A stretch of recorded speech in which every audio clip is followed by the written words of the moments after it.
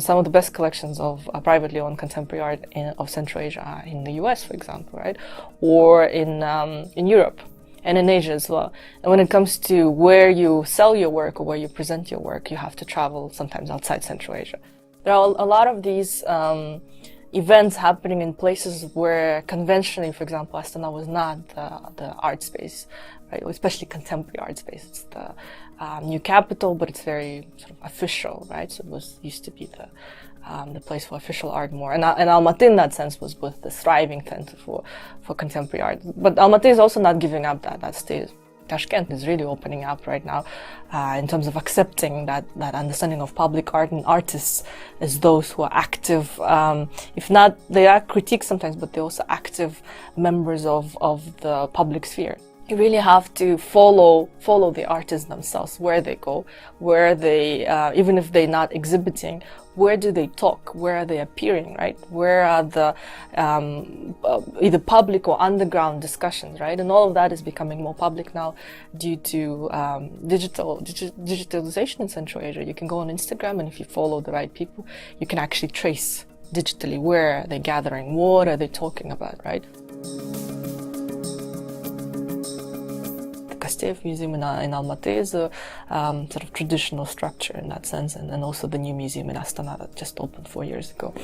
And there, of course, there is within the National Museum of Kazakhstan, it's for the first time that they have the Center for Contemporary Art in the country. And so, of course, there is these developments, even if we say that they're quite new, and I think relatively they new, because throughout the 1990s the state was not interested in supporting those artists. The artists were on their own, right? So they had to somehow create their own markets, they had to survive on their own. Then in the mid-2000s, then this became this idea of sort of institutionalizing art abroad, right? So the Venetian Biennale art exhibits mainly abroad. So in order to become somebody, you had to sort of travel outside your country.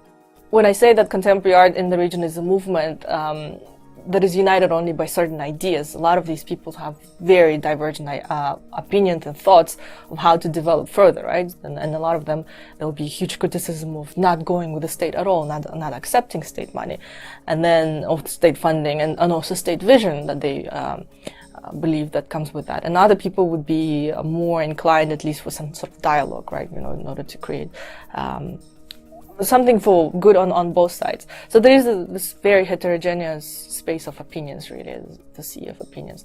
And I think it's too early to say how this outcome will play out.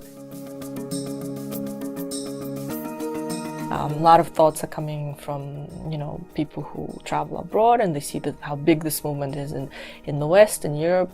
There are, for example, there's more literature coming out on that, right? There is a public discussion. People are publishing on, for example, Chinese contemporary art. I just read an article today on that and on one of the blogs, and so on. So there is this discussion, there is exposure, and there are more privately oriented galleries opening up. There are more events, and again, there is this opportunity for the exposure.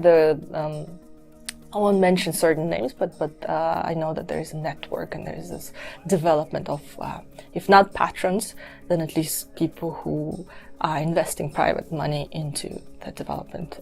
Every artist, in my opinion, has a certain discourse, and they create that discourse, and it can change over time, but it's there, they own it. And there are artists like Vasha Kaz who completely owns his discourse. It's all about public art in all of the 100% of essences of being public, right? And it creates a lot of critical ideas of engagement with the public. So it's not the art that you can, for example, take and sell.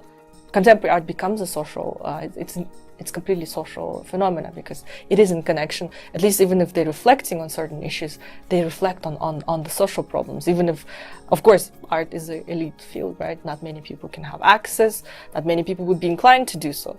But nevertheless, art in Central Asia tries to break those boundaries. They try to, engage as much. And this is for a lot of artists I know, that it's really what they aim to do, through public festivals, through, even if you're in certain gallery or in certain museum, or even if you just talk to people on the street or you meet somebody through networks, it's this idea of sending the message and being heard, and I reflect on that.